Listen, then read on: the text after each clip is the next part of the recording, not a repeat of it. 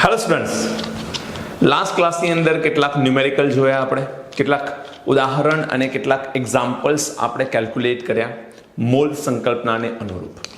એમાં ખાસ કરીને મેં તમને શીખવાડ્યું એટમિસિટીનો યુઝ શું થઈ શકે છે, એટમિસિટી કેવી રીતે આપણને યુઝફુલ નીવડી શકે છે એની આપણે ચર્ચા કરી. આજે કેટલાક સ્પેશિયલ પોઈન્ટ જોવાના છીએ, કેટલીક નવી ટર્મ આપણે સમજીશું જે થોડું ઘણું તમે ધોરણ 9 કે ધોરણ 10ની અંદર ભણીને આવેલા છો. આજે એને થોડોક એવા જ પોઈન્ટને આપણે ટચ કરીશું અને ત્યારબાદ કેટલાક નવા પોઈન્ટની પણ વાત કરીશું. ચલો શરૂ કરીએ છીએ. આજે સૌથી પહેલો પોઈન્ટ છે આપણો, દેટ ઇઝ ડેન્સિટી, ઘનતા. કોઈ નવી વાત નથી, ઘનતા વિશે કંઈ તમે નથી જાણતા એવું છે નહીં. ઘનતા બરાબર તમે એક સૂત્ર લખો છો બેટા, ખ્યાલ હશે તમને, ડી બરાબર, યાદ છે બેટા, દર ભાગાકારમાં કદ. તમે આવું કંઈક લખો છો, દર ભાગાકારમાં કદ. ઘનતા એટલે દર ભાગાકારમાં કદ. આ તમે ઘણા સમયથી જાણીતું સૂત્ર છે, પણ આ સૂત્ર કેવી રીતે આવે છે અને આ સૂત્રને આપણે કેવી રીતે ડિરાઈવ કરી શકીએ, એઝ વેલ એઝ આ જે સૂત્ર છે એના ક્યાં ક્યાં આપણે બેનિફિટ લઈ શકીએ એની આપણે ચર્ચા કરવી છે. જુઓ બેટા, દર ભાગ્યા કદ, આ જે વાત આપણે કરવી છે એના માટે એક સમીકરણ આપણને ખબર છે, that is PV is equal two NRT. જાણીએ છીએ આ સૂત્ર આપણે, PV is equal two NRT. હવે આમાં જે n છે એ n શું છે, તો n ને આપણે શું નામ આપીએ છીએ, મોલ. મોલ બરાબર સૂત્ર શું થાય, દર ભાગાકારમાં મોલેક્યુલર માસ એટલે વજન અને આણ્વીય દરનો શું છે, ગુણોત્તર છે. એટલે ઉપર છે વેઇટ અપોન મોલેક્યુલર માસ, રાઈટ. મોલેક્યુલર માસને હું m પણ કહું છું અથવા એકલો m પણ લખીશ. તો વેઇટ અપોન મોલેક્યુલર માસ આ n ની કિંમત આવે. તો જો હું PV બરાબર NRT માં n ની જગ્યા પર શું મૂકી દઉં, W અપોન m RT. બીજો મુદ્દો એ છે કે આપણે ઘનતાનું સૂત્ર ડિરાઈવ કરવું છે, તો ઘનતાના સૂત્રમાં આવે શું, દર ભાગ્યા કદ. દર એટલે શું બેટા, વેઇટ, અને કદ એટલે શું, વોલ્યુમ. તો આપણે એકચ્યુઅલમાં લાવવું શું છે, વેઇટ અપોન વોલ્યુમ, તો જ એને આપણે ઘનતા કહી શકીએ. તો અહીંયા વેઇટ દેખાય છે, અહીંયા વોલ્યુમ દેખાય છે. તો આ વેઇટ m નું એમ રહેવા દઉં અને વોલ્યુમને હું નીચે લઈ આવું, તો આ m ઉપર જાય અને RT નીચે આવે. તો આ સૂત્ર શું બને, P ઇન્ટુ m, નીચે આવે R ઇન્ટુ T, અને અહીં આવશે W અપોન V, એને કહેવાય ઘનતા D. બોલો ખ્યાલ આવે કે નહીં? ખૂબ સિમ્પલ વાત છે. તો W અપોન V એટલે આ આવી ગયું વેઇટ, આ આવી ગયું વોલ્યુમ, એટલે કે દર ભાગાકારમાં કદ, એટલે એ શું બની ગઈ, ઘનતા. હવે જો હું D ના સૂત્રને લખું તો D is equal two P into M, P into M upon R into T. હવે P શું છે, પ્રેશર. M શું છે બેટા, M મોલેક્યુલર માસ, R વાયુ અચળાંક અને T તાપમાન. હવે ધારો કે અહીંયા હું લખું, ધારો કે આપણે STPA આ ગણતરી કરીએ, ઘનતાની ગણતરી આપણે STPA કરવા માંગીએ છીએ, તો એ કન્ડિશનમાં તાપમાન કેટલું આવશે, આપ સૌને ખબર છે, STPA 273 કેલ્વિન.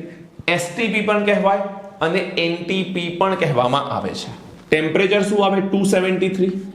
પ્રેશર શું આવે, 1 એટમોસ્ફિયર, 1 વાતાવરણ. R ની કિંમત પણ ફિક્સ છે બેટા, 0.082 લીટર ઇન્ટુ ATM પર કેલ્વિન પર મોલ. ઓકે, હવે આ જે કિંમતો છે, આ કિંમતોને હું અહીંયા પુટ કરી દઉં, આમાં મૂકી દઉં. તો પ્રેશરની કિંમત 1, મોલેક્યુલર માસ મને ખબર નથી, જે તે પદાર્થનો રહેશે અથવા વાયુનો. R ની કિંમત છે 0.082 અને તાપમાન છે 273. તમને થોડુંક જો કંઈક યાદ આવતું હોય તો 0.082 ગુણ્યા 273 આ ક્યાંક તમે જોયેલી કિંમત છે. ક્યાં આગળ જોઈ હતી બેટા, યાદ કરો છો જરા. યદી યાદ આવે છે તો સારી વાત છે. 0.082 ગુણ્યા 273 જ્યારે આપણે STPA કે NTPA 1 મોલ વાયુનું કદ શોધવાનો પ્રયત્ન કર્યો, વોલ્યુમ, ત્યારે આ ગુણાકાર આવ્યો હતો અને એ ગુણાકારની કિંમત આવી હતી 22.4 લીટર. તો અહીં તમારી પાસે શું આવશે, molecular mass divided by 22.4 litre. આ ડેન્સિટી છે, આ શું છે બેટા? ડેન્સિટી છે. બોલો ખ્યાલ આવે છે કે નહીં? તો આ સૂત્ર ડેન્સિટીનું થશે તમારું મોલેક્યુલર માસ અપોન 22.4 લીટર. ક્લિયર છે? સેમ વસ્તુ આ ડેન્સિટી શામાં મપાય? ગ્રામ પર લીટરમાં મપાય. શામાં મપાય? ગ્રામ પર લીટરમાં. માને જો આને ml પર મતલબ ગ્રામ પર ml માં કરવું છે તો આ 22.4 ની જગ્યાએ 22,400 કરવું પડે.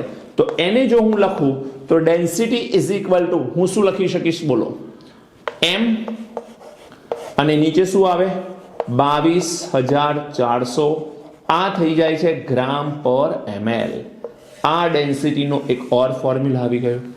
ઓકે, હવે જે હું કહેવા માંગુ છું, સ્પેસ મારે થોડીક ઓછી પડી ધાર્યા કરતા, પણ છતાં બી અહીંયા જ હું લખીશ એને સમજી લેજો. જે પોઈન્ટની હું ચર્ચા કરવા માંગુ છું એ ખૂબ અગત્યનો પોઈન્ટ છે, જે તમને ડાયરેક્ટ એમસીક્યુમાં પૂછાતો હોય છે. શું પૂછાય છે? એટ એસટીપી હાઇડ્રોજન વાયુની ઘનતા તમને પૂછી લે. એટ એસટીપી હાઇડ્રોજન વાયુની ઘનતા તમને પૂછી લે. કરવાનું શું દીકરા? આ જે આણ્વીય દર છે ત્યાં હાઇડ્રોજનનું આણ્વીય દર મૂકી દેવાનું. હાઇડ્રોજનનું આણ્વીય દર મૂકું તો ડેન્સિટી ઇઝ ઇક્વલ ટુ આ m છે એ m ની જગ્યા પર શું આવે? 2. m ની જગ્યા પર શું આવે? 2. કેમ? મોલેક્યુલર માસ જે તે વાયુનો. અહીં વાયુ કોણ છે? ડાયહાઇડ્રોજન. એક હાઇડ્રોજનનું એક તો બે હાઇડ્રોજનનો બે આણ્વીય દર થશે. એટલે આ હાઇડ્રોજન વાયુના કારણે નીચે શું આવે? 2. નીચે શું છે? 22,400. તમે આનો ચોક્કસ ગુણોત્તર લેશો તો એ ગુણોત્તરની કિંમત તમને એક ચોક્કસ પ્રકારની મળશે. બીજી વસ્તુ, અહીં 22.4 પણ છે અને 22,400 પણ છે. મેં 22,400 યુઝ કરી છે, પણ એનો મતલબ એ નથી કે 22,400 થી જ ગણતરી થઈ શકે. જવાબમાં થોડુંક 10 કંઈક સમથિંગ જવાબ અલગ આવશે, બાકી છે તો બંને એક જ. એ જરા ધ્યાન રાખજો. હવે જો હું આ ગુણોત્તર કરીશ તો કદાચ એ ગુણોત્તર આવે છે 8.9 into 10⁻⁵. આ જે છે ડેન્સિટી છે એટલે ગ્રામ પર ml આવે. પરંતુ જો મારે ગ્રામ પર લીટર કરવું છે તો નીચે અહીંયા 3 ડિજિટ ઓછા થઈ જાય. 3 ડિજિટ ઓછા થાય એટલે 10⁻²² થઈ જાય અને આને કહેવાય ગ્રામ પર લીટર. તમારે આ કિંમત ડાયરેક્ટ યાદ રાખવી પડશે. આ કિંમત ડાયરેક્ટ એમસીક્યુમાં પૂછાય છે. હાઇડ્રોજન વાયુની ઘનતા એસટીપી પૂછાય તો જ આ જવાબ આવે.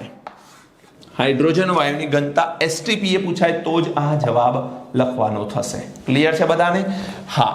તમને જો ડાયરેક્ટ ડેન્સિટીનો ફોર્મ્યુલા પૂછાય છે તો ડેન્સિટી ઇઝ ઇક્વલ ટુ બહુ જ સિમ્પલ ઉપર લખ્યું એ પ્રમાણે દર ભાગાકારમાં કદ મતલબ વેઇટ અપોન વોલ્યુમ. આ ગ્રામ પર ml હોઈ શકે છે અને ગ્રામ પર લીટર પણ હોઈ શકે. સિમ્પલ વાત છે. બોલો ખ્યાલ આવે છે કે નથી આવતો? એકદમ સરળ વાત છે બેટા. સૂત્રનો યુઝ કરી મેં કિંમત ખાલી ડિરાઈવ કરી છે, એ તમારે યાદ રાખવાની. આ સ્પેશિયલ પોઈન્ટમાં આવે. આ બુકમાં ક્યાંય તમને દૂર દૂર સુધી જોવા નહીં મળે. નીટ અને JEE ના સ્ટુડન્ટ માટે ખૂબ અગત્યનો પોઈન્ટ છે. હવે જે વેપર ડેન્સિટી. વેપર ડેન્સિટી શું છે? તો આ એકચ્યુઅલમાં નામ એવું છે વેપર ડેન્સિટી, એટલે આપણને લાગે કે બાષ્પ ઘનતા હશે. વાત સાચી, વર્ડ આપણે એ જ લખીએ છીએ બાષ્પ ઘનતા, પરંતુ હકીકતમાં એને બાષ્પ સાથે કોઈ લેવા દેવા નથી. એ બાષ્પ ઘનતા વર્ડ છે, પરંતુ હકીકતમાં એ ડેન્સિટીને રિપ્રેઝેન્ટ નથી કરતી. આ ડેન્સિટીના ગુણોત્તરને રિપ્રેઝેન્ટ કરે છે. મતલબ કે ઘનતાનો ગુણોત્તર છે એને આપણે બાષ્પ ઘનતા કહીએ છીએ. તો અહીંયા હું લખીશ કે કોઈ પણ વાયુની ઘનતાનો હાઇડ્રોજન વાયુના અથવા હાઇડ્રોજન વાયુની ઘનતા સાથે ગુણોત્તર એને કહેવામાં આવે છે બાષ્પ ઘનતા. એટલે હકીકતમાં બાષ્પ ઘનતા છે શું બેટા? તો બાષ્પ ઘનતા એ છે કોઈ પણ વાયુની ઘનતાનો હાઇડ્રોજન વાયુની ઘનતા સાથેનો ગુણોત્તર છે. ઓકે, હવે હાઇડ્રોજન વાયુની ઘનતા કેટલી? આ રહી 8.9 × 10⁻5 ગ્રામ પર ml. પણ ક્યારે? STP. એટલે એક સૂત્ર તો હું અહીંયા એવું લખી શકું at STP જો મને વેપર ડેન્સિટી પૂછે તો કોઈ પણ વાયુની ઘનતા density of gas upon hydrogen વાયુની ઘનતા. શબ્દ જુઓ, કોઈ પણ વાયુની ઘનતાનો હાઇડ્રોજન વાયુની ઘનતા સાથેનો ગુણોત્તર. પણ જો STP શબ્દ લખેલો હોય તો હાઇડ્રોજન વાયુની ઘનતા તો ફિક્સ છે બેટા. કેટલી? 8.9 × 10⁻5. તો અહીં આવશે 8.9 × 10⁻5 વેપર ડેન્સિટી. ઉપર ડેન્સિટી, નીચે ડેન્સિટી, યુનિટ કેન્સલ થઈ જશે. એટલે યાદ રાખજો આ એકમ રહિત છે. આ ક્વોન્ટિટી કેવી છે? એકમ રહિત ક્વોન્ટિટી છે. આને એકમ સાથે કોઈ જ લેવા દેવા નથી, એકમ રહિત છે. ક્લિયર થાય છે કે નહીં વાત? હવે બીજો પોઈન્ટ કે મારે માનો કે ઘનતાની જગ્યા પર આણ્વીય દરનો ગુણોત્તર લેવો છે તો પણ હું લઈ શકું. ઘનતાનો ગુણોત્તર એ જ આણ્વીય દરનો ગુણોત્તર થઈ શકે છે. ઓકે, તો અહીંયા હું એવું લખી શકું vapour density is equal to molecular mass of gas upon molecular mass of dihydrogen. તો vapour density is equal to molecular mass of gas upon ડાયહાઇડ્રોજનનો મોલેક્યુલર માસ તો ફિક્સ છે.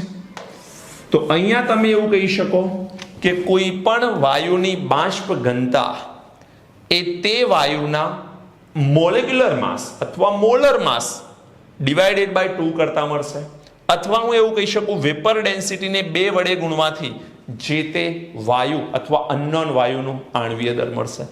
આ સૂત્ર તમે ઘણી બધી વાર વાપરવાના છો. એટલી બધી વાર આ સૂત્રનો તમે યુઝ કરવાના છો કે આ સૂત્ર તમને યાદ જ રહી જવાનું છે. એટલે આ સૂત્ર ખૂબ અગત્યનું છે. આ પૂછાય તો તમને ખ્યાલ રહેવો જોઈએ. સ્પેશિયલ પોઈન્ટમાં હું તમને આ કહી શકું, આ યાદ રાખવો પડે. જે હું બ્લોક કરી રહ્યો છું દીકરા એ યાદ રાખી લેજો. ખૂબ અગત્યના પોઈન્ટ છે. તમને આ બધા પોઈન્ટ દૂર દૂર સુધી કોઈ મટીરિયલમાં પણ જોવા નહીં મળે. સો પ્લીઝ ઇમ્પોર્ટન્ટ પોઈન્ટ છે આ બધા. 5 સ્ટાર એટલે જ કરું છું કે જેથી તમે એને થોડું ઇમ્પોર્ટન્ટ આપો. બોલો, ખ્યાલ આવે છે બેટા? હવે વાત આવે છે સમ સ્પેશિયલ પોઈન્ટ્સ. મતલબ કે એની ખૂબ ઓછી જરૂર પડે છે પણ આપણે એને ઇગ્નોર ન કરી શકીએ. કદાચ જો એમાંથી ક્વેશ્ચન આવે તો આપણને એની પણ ખ્યાલ રહેવો જોઈએ. પહેલું છે સંદર્ભ ઘનતા. એને કહેવાય છે રિલેટિવ ડેન્સિટી. શું કહેવાય છે? Relative density. અગેન તમે જુઓ શબ્દ શું છે? ડેન્સિટી. પરંતુ આ યાદ રાખજો રિલેટિવ ડેન્સિટી માત્ર ને માત્ર વાયુ માટે જ આ ટર્મ વપરાય છે. બીજા કોઈ માટે આ ટર્મ આપણે યુઝ કરી શકતા નથી. એટલે રિલેટિવ ડેન્સિટી દેટ ઇઝ સંદર્ભ ઘનતા એ માત્ર વાયુ માટે જ કામની છે અને એ પણ એક ઘનતા નથી, એ ઘનતાનો ગુણોત્તર છે. એટલે કોઈ પણ બે વાયુની ઘનતાના ગુણોત્તરને રિલેટિવ ડેન્સિટી કહેવાય. જેમ કે આ શું બતાવે છે? ગેસ બી ની ડેન્સિટીના સંદર્ભમાં ગેસ એ ની ડેન્સિટી એને કહેવાય રિલેટિવ ડેન્સિટી. ફરીથી ગેસ બી ની ડેન્સિટી એટલે ઘનતા, ગેસ બી ની ડેન્સિટીના સંદર્ભમાં ગેસ એ ની ડેન્સિટીને શું કહેવાય? Relative density. ક્લિયર છે? એનો અર્થ એ છે કે બે અલગ અલગ વાયુની ઘનતાનો ગુણોત્તર એને જ રિલેટિવ ડેન્સિટી કહેવાય. અને મગજમાં એક વસ્તુ બિલકુલ ફિટ કરી લો. આમ તો એને ડિરાઈવ પણ કરી શકાય પણ કોઈ મતલબ નથી ડિરાઈવ કરવાનો. એને આપણે સાબિત પણ કરી શકીએ છીએ પણ હાલ એની કોઈ જરૂરત નથી. એટલે પ્લીઝ હું જે કહું છું સમજી લેજો કે જ્યાં ઘનતા દેખાય છે ત્યાં તમે મોલર માસ યુઝ કરી શકો છો. એટલે ઘનતાનો ગુણોત્તર આવેલો છે તો ત્યાં મોલર માસનો ગુણોત્તર લઈ શકાય. એટલે જ્યાં જ્યાં દેખાય તમને ઘનતાનો ગુણોત્તર ત્યાં તમે વાપરી શકો મોલર માસનો ગુણોત્તર. જુઓ અહીંયા પણ અહીં શું હતું? ઘનતાનો ગુણોત્તર. હાઇડ્રોજન વાયુની ઘનતા નીચે છે અને વાયુની ઘનતા ઉપર છે. તો મેં શું કર્યું? વાયુનું મોલર માસ ઉપર રાખ્યું અને હાઇડ્રોજન વાયુનું મોલર માસ નીચે રાખ્યું. બોલો, ખ્યાલ આવે છે કે નહીં? એક્ઝેક્ટલી અહીંયા પણ બે ઘનતાનો ગુણોત્તર છે. વાયુ બી ના સંદર્ભમાં વાયુ એ ની ઘનતા એને કહેવાય રિલેટિવ ડેન્સિટી. રિલેટિવ મતલબ આના સંદર્ભમાં મારી ઘનતા આટલી એમ. એટલે વાયુ એ ની ઘનતા વાયુ બી ના સંદર્ભમાં શોધવા માટે બંનેની ઘનતાનો શું લેવો પડે? ગુણોત્તર. સિમિલરલી બંને મોલર માસનો પણ અહીંયા શું લીધેલો છે? ગુણોત્તર. એટલે જ્યાં જ્યાં તમને ઘનતાનો ગુણોત્તર દેખાય ત્યાં ત્યાં તમે મોલર માસનો ગુણોત્તર લઈ શકો. અને અગેન આ પણ એકમ રહિત ક્વોન્ટિટી છે.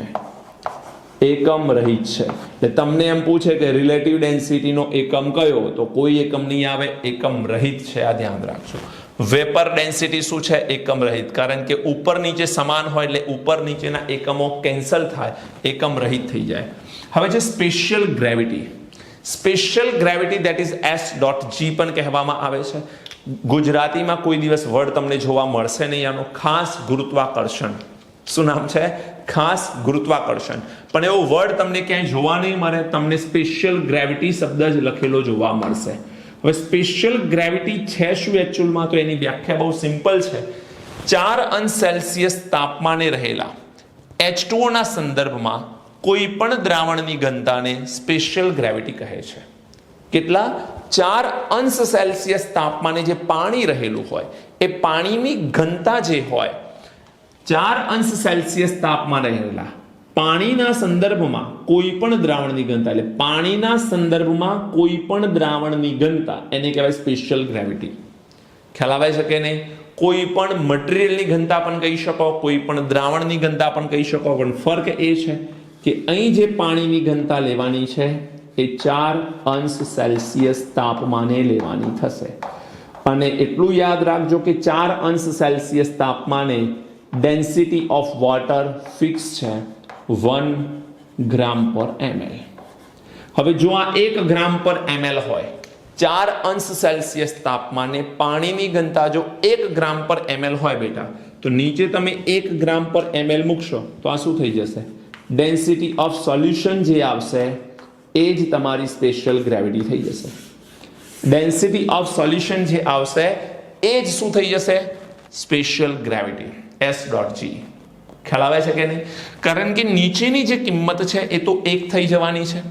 4 અંશ સેલ્સિયસ તાપમાને પાણીની ઘનતાના સંદર્ભમાં કોઈ પણ દ્રાવણની અથવા કોઈ પણ મટીરિયલની ઘનતા એને કહેવાય સ્પેશિયલ ગ્રેવિટી. પાણીની ઘનતા ફિક્સ છે 4 અંશ સેલ્સિયસ તાપમાને 1 ગ્રામ પર ml. એ જો હું 1 ગ્રામ પર ml લઈશ તો ડેન્સિટી ઓફ સોલ્યુશન જે આવશે એ જ સ્પેશિયલ ગ્રેવિટી થઈ જશે. તો આ સૂત્ર સમાન થઈ જશે. ખ્યાલ આવે છે કે નહીં? ખૂબ સિમ્પલ વાત છે બેટા. આ પણ એક એકમ રહિત થશે. કેમ એકમ રહિત થાય? બીકોઝ ઉપર ડેન્સિટી નીચે ડેન્સિટી, તો આને આપણે શું કહીશું? એકમ રહિત કહીશું. ખ્યાલ આવે છે કે નહીં? કોઈ ડાઉટ છે? તો આ અલગ અલગ સ્પેશિયલ પોઈન્ટ થયા. ઘનતા અલગ અલગ શબ્દોમાં દેખાય છે તમને. એક તો સિમ્પલ ઘનતા શું છે એ સમજ્યા આપણે. ત્યારબાદ બાષ્પ ઘનતા. હકીકતમાં બાષ્પ ઘનતા એ કોઈ ઘનતા નથી, એ ઘનતાનો ગુણોત્તર છે. હાઇડ્રોજન વાયુના સંદર્ભમાં આપણે ઘનતા લઈએ છીએ કોઈ પણ ઘટકની, કોઈ પણ વાયુ ઘટકની, એને આપણે બાષ્પ ઘનતા કહીએ છીએ. સંદર્ભ ઘનતામાં કોઈ પણ એક વાયુના સંદર્ભમાં બીજા વાયુની ઘનતા શોધવામાં આવે એને સંદર્ભ ઘનતા દેટ ઇઝ રિલેટિવ ડેન્સિટી કહેવામાં આવે છે. અને સ્પેશિયલ ગ્રેવિટી એટલે શું? તો 4 અંશ સેલ્સિયસ તાપમાને પાણીની ઘનતાના સંદર્ભમાં કોઈ પણ સોલ્યુશનની કે કોઈ પણ મટીરિયલની ઘનતા શોધવામાં આવે એને સ્પેશિયલ ગ્રેવિટી કહેવામાં આવે છે. ઘનતા સિવાયની બાકીના ક્વોન્ટિટી એટલે કે વેપર ડેન્સિટી, સંદર્ભ ઘનતા કે સ્પેશિયલ ગ્રેવિટી જે પણ છે એ બધા જ યુનિટલેસ છે. યુનિટલેસ મતલબ એકમ રહિત છે. જરા ધ્યાન રાખજો. ઓકે, ચલો નોટ કરો. ત્યારબાદ કેટલાક ક્વેશ્ચન્સ આપણે આના રિલેટેડ જોઈ લઈએ. બોર્ડ પર કેટલાક ક્વેશ્ચન મેં લખ્યા છે. એ ક્વેશ્ચનના આન્સર જાતે ટ્રાય કરો. પહેલા વિડીયોને અહીંયા જ પોઝ કરી લો, નોટ પેન લઈ અને એ બધા જ ક્વેશ્ચન લખી લો, જાતે ટ્રાય કરો અને ત્યારબાદ હું જે કેલ્ક્યુલેશન તમને બતાવું છું એ કેલ્ક્યુલેશન સાથે એની કમ્પેરિઝન કરો. જો તમે ડાયરેક્ટ જ કેલ્ક્યુલેશન જોશો તો તમારું કોન્ફિડન્સ નહીં વધે. એટલા માટે કહું છું જે ટોપિક મેં ચલાવ્યા છે એના રિલેટેડ જ આ ક્વેશ્ચન છે. એટલે I request all of you please pause the video અત્યારે જ પોઝ કરો અને ક્વેશ્ચનની કેલ્ક્યુલેશન કરો ઝડપથી. ચલો જોઈ લો ફટાફટ. થઈ ગયું બેટા? હવે હું જે કેલ્ક્યુલેશન કરું છું એ કેલ્ક્યુલેશનને જરા ધ્યાનથી જોજો. શું કહે છે તમને? O2 વાયુના સંદર્ભમાં SOx ની ઘનતા કેટલી છે? 2 છે. સંદર્ભમાં ઘનતા આપેલી છે. ધેટ મીન્સ આ ક્વેશ્ચન થઈ ગયો according to relative density. Relative ડેન્સિટીનો ક્વેશ્ચન થઈ ગયો બેટા. તો હું અહીંયા લખી શકું રિલેટિવ ડેન્સિટી એટલે કે સંદર્ભ ઘનતા. ગુજરાતીમાં લખવું હોય તો લખાશે સંદર્ભ ઘનતા. Relative density is equal two કેટલી આપેલી છે? 2. પહેલા સૂત્ર લખી દઈએ. O2 વાયુના સંદર્ભમાં કીધી છે તો ઉપર SOx ની ઘનતા આવશે, ડેન્સિટી ઓફ SOx, અને નીચે આવશે ડેન્સિટી ઓફ O2. મેં તમને એવું શીખવાડ્યું કે જ્યાં ડેન્સિટીનો ગુણોત્તર હોય ત્યાં આણ્વીય દરનો ગુણોત્તર તમે લખી શકો છો. તો અહીં મોલર માસ SOx નું અને અહીં આવે મોલર માસ ઓફ O2 નું. ખ્યાલ આવે છે? રિલેટિવ ડેન્સિટીની કિંમત શું છે? 2. મોલર માસ SOx અપોન મોલર માસ O2. એક ઓક્સિજનનું કેટલું હોય? 16. તો કેટલા ઓક્સિજન છે? 2. તો 16 ગુણાકારમાં 2 શું થાય? 32. તો MSOx ઇઝ ઇક્વલ ટુ 64 થશે. 32 ગુણાકારમાં 2 64. હવે આપણે તો x ની કિંમત શોધવી છે. આ આવી ગયું તેનું આણ્વીય દળ. શું કરીશું બોલો? હવે આ ગણતરી કરવા માટે સિમ્પલ કામ કરવાનું છે. SOx બરાબર 64 છે. આમ તો જોઈને જ ખબર પડવી જોઈએ, છતાં બી હું તમને સિસ્ટમથી શીખવાડું છું કે એક સલ્ફર છે, X ઓક્સિજન છે, એનો 64 મોલર દર છે. સલ્ફરનું થાય 32, ઓક્સિજનનું થાય 16, આ છે 64. તો 16x બરાબર 32 પેલી બાજુ જાય, 64 માંથી 32 જાય એટલે 32 વધશે. તો x બરાબર આ 16 નીચે જશે. 32 ને આપણે શું કરીશું બેટા? 16 વડે ભાગીશું તો x ની કિંમત શું આવી જશે? 2. તો અહીં x ની કિંમત શું આવી જશે? 2. બોલો ખ્યાલ આવે છે કે નહીં? ત્યારબાદ તમને શું કહે છે? CH4 વાયુના સંદર્ભમાં SO3 વાયુની ઘનતા શોધો. અગેન શબ્દ શું છે બેટા? સંદર્ભ. અહીં શું હતો? સંદર્ભ. અગેન ક્વેશ્ચન કોનો છે? Relative density. કોના સંદર્ભમાં શોધવાનું છે? મિથેન વાયુના સંદર્ભમાં. કોની ઘનતા શોધવી છે? SO3 ની ઘનતા શોધવી છે. બોલો શું કરું? હવે હું ઘનતા લખતો નથી, ડાયરેક્ટ મોલેક્યુલર માસ લખું છું, કારણ કે તમને ખ્યાલ આવી ચૂક્યો હોવો જોઈએ હવે કે ઘનતાનો ગુણોત્તર જે છે એ જ આણ્વીય દરનો ગુણોત્તર છે. તો અહીં શું આવશે? SO3 અને અહીં શું આવશે? Molecular mass of CH4. SO3 એક ઓક્સિજન 16 ગુણાકારમાં 3 48, 16 દુ 32 ને 16 3 48 અને સલ્ફરના 32. ટોટલ કરીએ 48 પ્લસ 32, જવાબ શું આવશે? 80. ડિવાઇડેડ બાય મિથેન, કાર્બન 12 અને હાઇડ્રોજન 4, 16 પંચુ 80 થાય એટલે જવાબ શું આવશે? 5.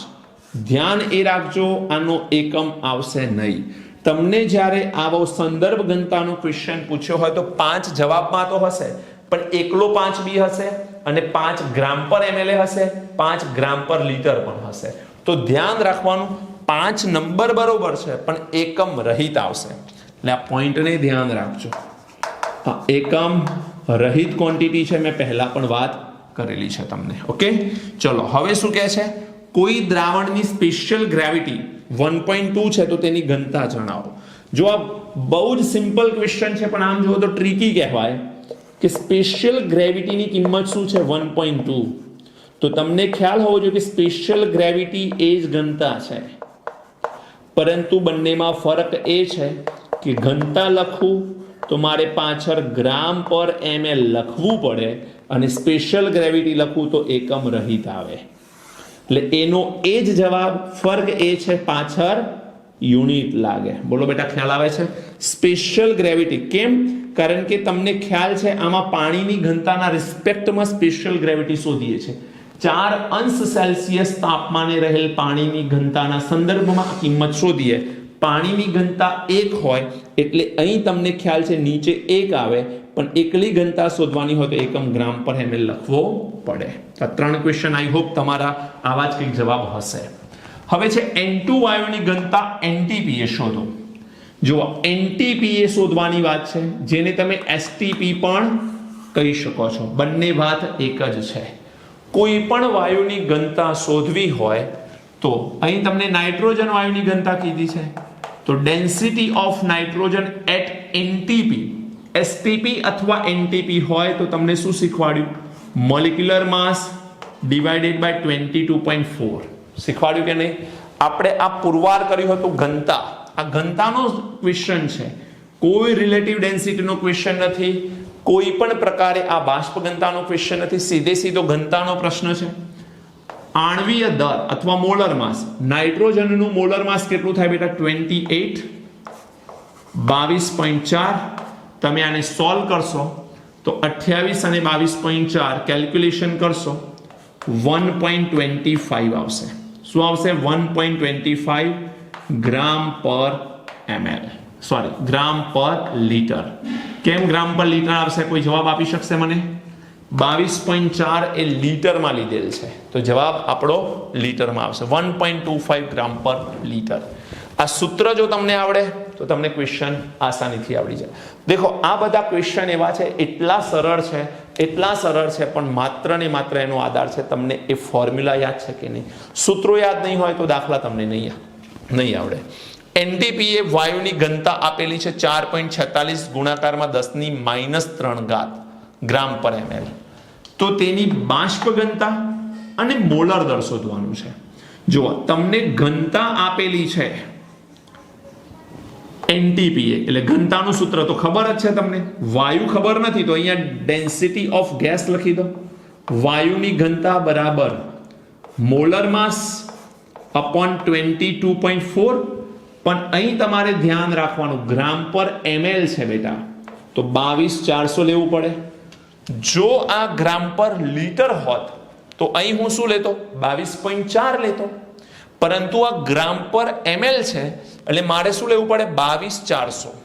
હવે જો હું અહીંયા મોલર માસને ગણતરી લઉં, કારણ કે મારે મોલર દર શોધવું છે, તો મારે ડેન્સિટી ઓફ ગેસ આપેલી છે, કેટલી છે?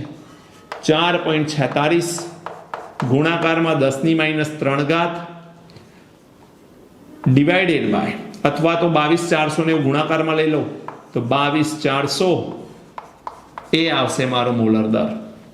હવે આ મોલર દર લેવું હોય તો 224 × 4.46 કરવું પડે. 10⁻², 10⁻³ એટલે 10⁻1 વધશે, અને કેલ્ક્યુલેશન કરશો તો તમને મોલર દર લગભગ મળશે 100. કેટલું મળશે? 100. મોલર દર મળશે 100 ગ્રામ પર મોલ. ઓકે, આ મોલર દર આવ્યું. હવે બાષ્પ ઘનતા શોધવાની છે બેટા. બાષ્પ ઘનતા માટે શું કરીએ છીએ આપણે? સિમ્પલ, બાષ્પ ઘનતા બરાબર મોલર દર ડિવાઇડેડ બાય 2 થાય. મોલર દર કેટલું છે? 100 એન્ડ ડિવાઇડેડ બાય શું છે? 2. તો અહીં તમને બાષ્પ ઘનતાની કિંમત શું મળશે? 50. બાષ્પ ઘનતાની કિંમત શું મળશે? 50 મળશે. કોઈ ડાઉટ છે? સિમ્પલ ક્વેશ્ચન છે બેટા, ખાલી તમારે સૂત્રોમાં કિંમતો મૂકવાની છે ને જવાબ અહીંયા આવવાના છે. SOX ની બાષ્પ ઘનતા 32 છે, તો X જણાવો. આ પણ એક સિમ્પલ ક્વેશ્ચન છે. તમે જો આ ક્વેશ્ચનને સમજી શક્યા છો તો આ ક્વેશ્ચન ખૂબ આસાનીથી તમને આવડી જાય. જો બાષ્પ ઘનતા બરાબર મોલર દર ભાગ્યા 2 છે. તમને બાષ્પ ઘનતા શું આપી છે? 32. તો હું અહીંયા શું લખીશ? SOX નું મોલર દર બરાબર vapour density multiply by 2. Vapour density કેટલી? બાષ્પ ઘનતા કેટલી? 32 ગુણાકારમાં 2. શું આવશે આન્સર? 64. હવે મોલર દર આવી ગયું 64. શું કરવાનું? X શોધવાનો છે SOX માં. તો અહીંયા હું લખીશ SOX બરાબર 64 છે, એમાં 1 સલ્ફર, X ઓક્સિજન, N64. સલ્ફરનું 32, ઓક્સિજનનું 16, આ છે 64. હવે શું કરીશું બોલો બેટા? હવે 32 પેલી બાજુ જાય, 64 માંથી 32 જાય એટલે x16 ઇઝ ઇક્વલ ટુ 32. તો x ઇઝ ઇક્વલ ટુ 16 નીચે જાય એટલે x ની કિંમત 2 આવે. માટે આપેલ વાયુ કયો છે? SOX છે, એમાં x2 હોય તો વાયુ કયો થયો? SO2. વાયુ કયો થયો? SO2. બોલો ખ્યાલ આવે છે કે નહીં? ખૂબ સિમ્પલ ક્વેશ્ચનની આપણે અહીંયા ચર્ચા કરી છે. આના રિલેટેડ કંઈ પણ ક્વેશ્ચન હોય તો તમને આવડવા જોઈએ બેટા. ઝડપથી આને નોટ કરી લો. કોઈ જગ્યાએ તમને આ ક્વેશ્ચન જોવા નહીં મળે. ઘણા ક્વેશ્ચન તો જાતે બનાવેલા છે આપણે. એટલે તમે આને લખી લો અને ત્યારબાદ આપણે એક નવી ટર્મ સમજવી છે, નવી એક બાબત સમજવી છે. નોટ કરો, પછી ભણીએ આપણે. ચલો બેટા, હવે એક નવી વાત સમજવી છે અને એનું નામ છે સરેરાશ આણ્વીય દર. જો સરેરાશ આણ્વીય દરની જરૂર કેમ પડે છે? ધારો કે તમારી પાસે કોઈ એક જ ઘટક છે અને એ ઘટક એનું તમારે આણ્વીય દર નક્કી કરવું છે. તો એ ઘટકનું સીધું આણ્વીય દર નક્કી થઈ શકે. પરંતુ જ્યારે એ ઘટક અનેક સ્વરૂપોમાં હાજર હોય તો એકનું દર અલગ આવતું હોય, બીજાનું દર અલગ આવતું હોય, ત્રીજાનું દર અલગ આવતું હોય, તો એનું મારે સરેરાશ આણ્વીય દર શોધવું પડે. જેમ કે ઉદાહરણ આપું, વાયુ જે સેમ્પલ લેવામાં આવે વાયુનું, તો વાયુમાં કોઈ એક પ્રકારનો વાયુ નથી. એટલે કે હવાની જો હું વાત કરું તો હવાની અંદર કોઈ એક પ્રકારનો વાયુ નથી. એમાં ડાયનાઇટ્રોજન છે, ડાયઓક્સિજન છે, અધર ગેસીસ પણ છે. તો મારે હવાનું જ્યારે પણ આણ્વીય દર શોધવું હોય તો શું કરવું પડે? એવરેજ શોધવું પડે, સરેરાશ આણ્વીય દર શોધવું પડે. રાઈટ? ખ્યાલ આવે છે કે નહીં? તો સરેરાશ આણ્વીય દર શોધાય કેવી રીતે એની આપણે વાત કરીએ. જુઓ, સરેરાશ આણ્વીય દર, પહેલા તો મોલ બરાબર સૂત્ર શું છે? તો મોલ બરાબર દર ભાગાકારમાં આણ્વીય દર અથવા મોલર દર. બરાબર છે. હવે દરને આપણે વેઇટ કહીએ છીએ, મોલર દરને m કહીએ છીએ અને મોલને સ્મોલ n કહીએ છીએ. મારે આ શોધવો છે એવરેજ મતલબ સરેરાશ. આને આપણે એવરેજ મોલર માસ કહીએ છીએ બેટા, ધ્યાન રાખજો. એવરેજ મોલર માસ. એવરેજ મોલર માસ શોધવું છે. આને હું કરતા કરું તો n નીચે જાય, તો અહીં હું લખું છું m average is equal to કેવું? સરેરાશ મોલર દર is equal to weight upon mole. આ છે વેઇટ એટલે કે માસ અપોન શું છે? મોલ છે. આ કેવું વેઇટ? ટોટલ માસ. અને આ કેવા મોલ? Total mall. અગેન આ જ સૂત્રને ધ્યાનમાં રાખવાનું આપણે. આ સૂત્રમાં વેઇટને કરતા કરો, વેઇટને. તો જો હું આ સૂત્રમાં જો હું w ને કરતા કરું તો શું આવે? m ઇન્ટુ n આવે કે ના આવે? m into n. આ m ઇન્ટુ n ને હું અહીંયા મૂકી દઉં. માનું કે કોઈ સેમ્પલ છે, આ એક સેમ્પલ છે, આમાં આ એક પ્રકારનો વાયુ છે, ત્યારબાદ આ એક બીજા પ્રકારનો વાયુ છે,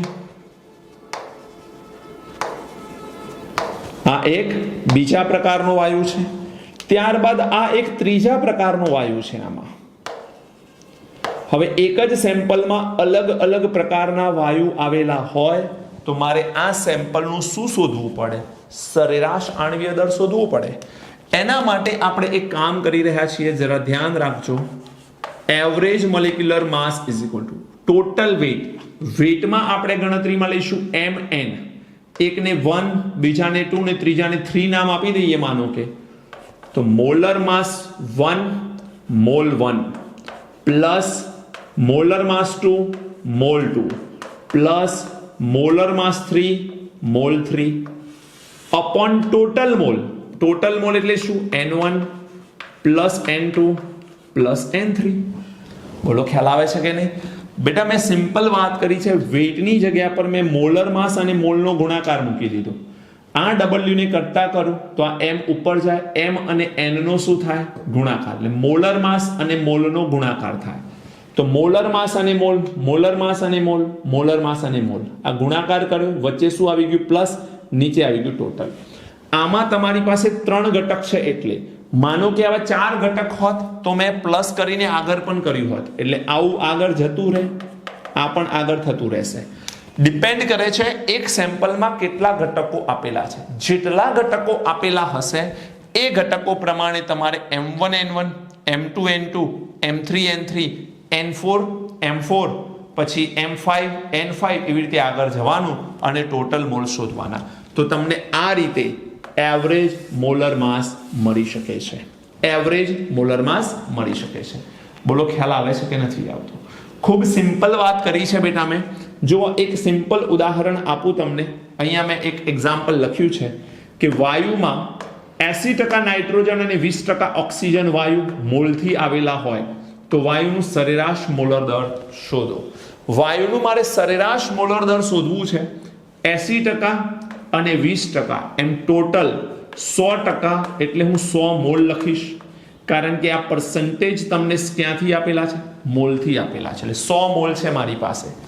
આ 100 મોલને હું ડિવાઈડ કરું તો બે ભાગમાં ડિવાઈડ કરીશ દીકરા. એક 80% એટલે 80 મોલ કોના? નાઇટ્રોજન. હવે તમને એ કન્ફ્યુઝન ન હોવું જોઈએ કે આ નાઇટ્રોજન એટલે N કે N2. N2 કેમ? મેં તમને શીખવાડ્યું છે આગળ કે જ્યારે પણ નાઇટ્રોજન, હાઇડ્રોજન, ઓક્સિજન, ક્લોરીન આવા શબ્દો દેખાય એટલે એ ડાય એટમિક ફોર્મમાં જ લેવાના રહેશે. આ શું થાય? 20 mall O2 gas, 20 mall O2 gas અને 80 મોલ N2 ગેસ. કહી શકાય કે નહીં?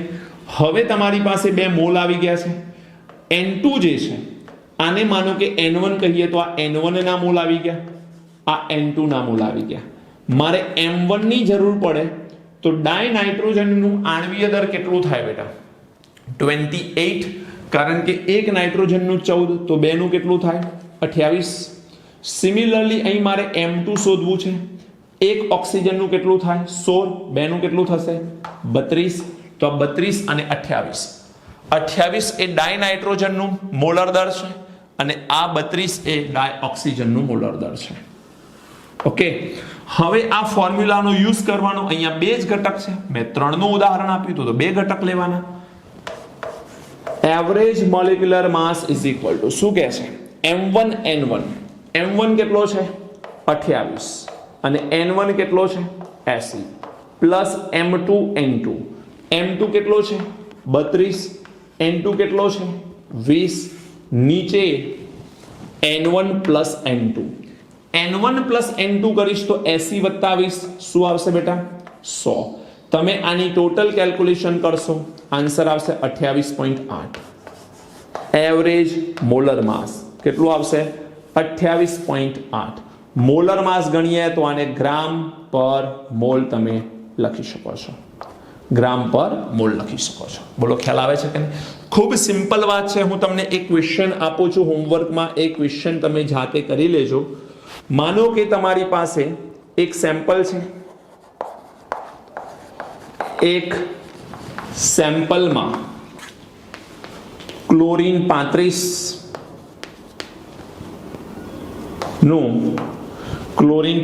નું 75% પ્રમાણ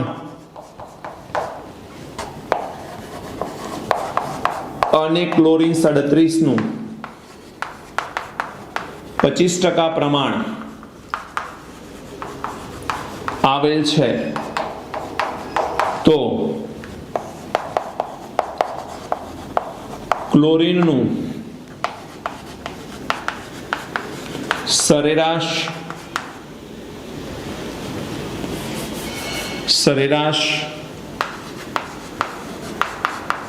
પરમાણુય દર શોધો. અહીં થોડુંક ટ્રીક કરી છે મેં. શું ટ્રીક કરી છે જરા ધ્યાન રાખજો. મેં આ શબ્દ વાપર્યો છે પરમાણુય દર શોધો. તો અહીં તમારે ક્લોરીનના પરમાણુને ધ્યાનમાં લેવાનું. ક્લોરીનના પરમાણુને ધ્યાનમાં લેવાનું. ઓકે, આ 37 એ ક્લોરીનનું પરમાણુ દર થયું. આ 35 એ ક્લોરીનનું પરમાણુ દર થયું. આ 75% પ્રમાણ છે, આ 25% પ્રમાણ છે. પ્રમાણ જે છે એને તમે મોલ ગણી શકો છો. ફરી બોલું છું, પ્રમાણને મોલ ગણી શકો છો. આ જે પ્રમાણ હતું એને જ મેં મોલ કેલ્ક્યુલેટ કર્યા છે. માનો કે અહીંયા મોલ ન લખતો તો પણ હું મોલ ગણીને કેલ્ક્યુલેશન કરી શકતો. ઓકે, તમે આની ગણતરી કરો. તમારો આન્સર 35.5 આવવો જોઈએ. તમારો આન્સર 35.5 આવવો જોઈએ. આવે છે કે નહીં ચેક કરી લો. આ આન્સર બિલકુલ આવવો જોઈએ. ઓકે, ક્લિયર છે બધાને? આવડે કે નહીં? ખૂબ સિમ્પલ વાતની આપણે આજે ચર્ચા કરી છે. હવે એક નાના પોઈન્ટની આપણે ચર્ચા કરી લઈએ, એ છે કેમિકલ રિએક્શન આપેલા હોય તો એને બેલેન્સ કેવી રીતે કરી શકાય. કેમિકલ રિએક્શનને બેલેન્સ કરીશું અને ત્યારબાદ પર્સન્ટેજ કમ્પોઝિશન શોધવાની મેથડ જોઈશું. ઓકે, પર્સન્ટેજ કમ્પોઝિશન આપણે ઘણો મોટો ટોપિક છે અને એના રિલેટેડ ઘણા ક્વેશ્ચન્સ આપણે પૂછાતા હોય છે અને કરવાના પણ થશે. નેક્સ્ટ વિડીયો લેક્ચરમાં આપણે પર્સન્ટેજ કમ્પોઝિશનની વાત કરીશું. બેલેન્સ ઇક્વેશન કરવું એ ખૂબ સરળ વાત છે, એ હાલ જ પૂરી થઈ જાય એવી છે, એટલે હું એ પૂરી કરી દઉં છું. નોટ કરી લો, ત્યારબાદ આપણે જોઈ લઈએ. નેક્સ્ટ ટોપિક છે રાસાયણિક સમીકરણનું સંતુલન. ખૂબ સરળ ટોપિક છે, આના વિશે તમે આગળના ધોરણોમાં પણ ભણી ગયા હશો. કોઈ નવી વાત નથી, પરંતુ છતાં બી આ બેઝિક કેમિસ્ટ્રીનો પાર્ટ છે એટલે મારે તમને સમજાવવું પડે. રાસાયણિક સમીકરણનું સંતુલન આ ટોપિક છે. શું કરવાનું હોય છે તો ધ્યાન રાખજો. કોઈ પણ રાસાયણિક સમીકરણ હોય જે મેં બોર્ડ ઉપર લખ્યા છે, એમાં પ્રક્રિયક અને નિપજ તરફ આવેલા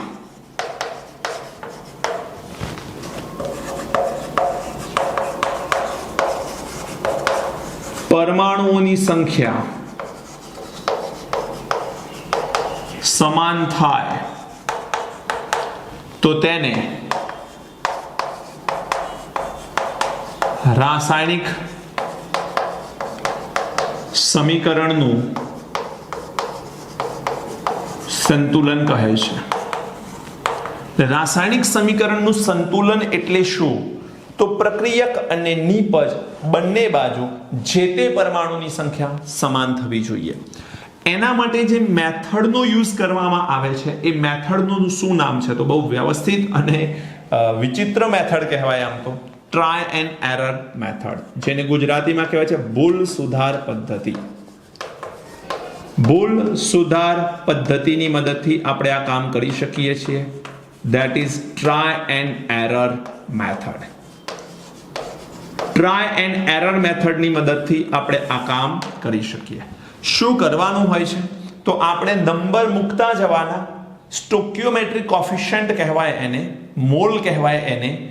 એ મૂકતા જવાના અને બેલેન્સ ન થાય ત્યાં સુધી પ્રયત્ન કરતા જવાનું. જેમ કે ડાયહાઇડ્રોજન ડાયક્લોરિન, હાઇડ્રોજન 2 ક્લોરીન 2, હાઇડ્રોજન અને ક્લોરીન 1 1 છે. જો હું અહીંયા 2 મૂકી દઉં તો 2 હાઇડ્રોજન અને 2 ક્લોરીન, અહીંયા પણ સેમ, મતલબ આ સમીકરણ બેલેન્સ થઈ ગયું.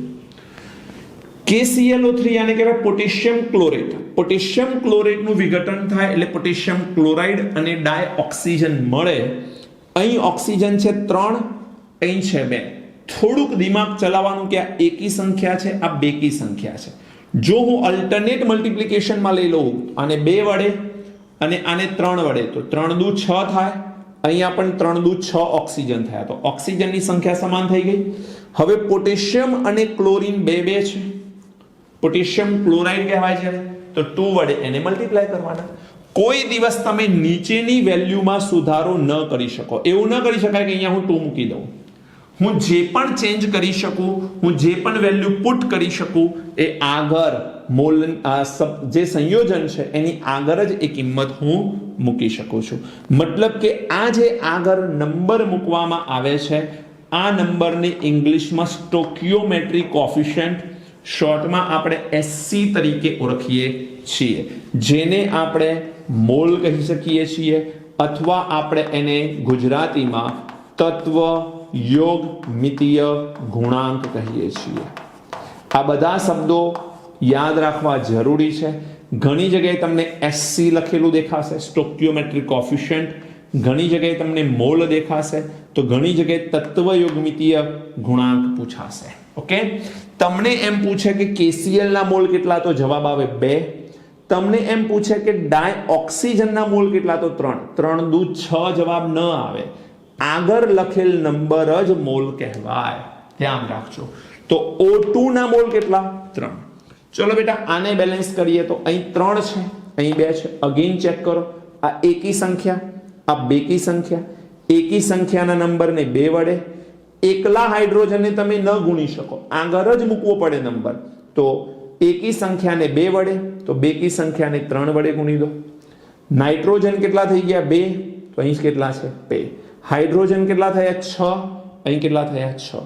તમને એમ પૂછાય કે નાઇટ્રોજનના મોલ કેટલા, આના મોલ કેટલા? તો આગળ શું છે બેટા? 1.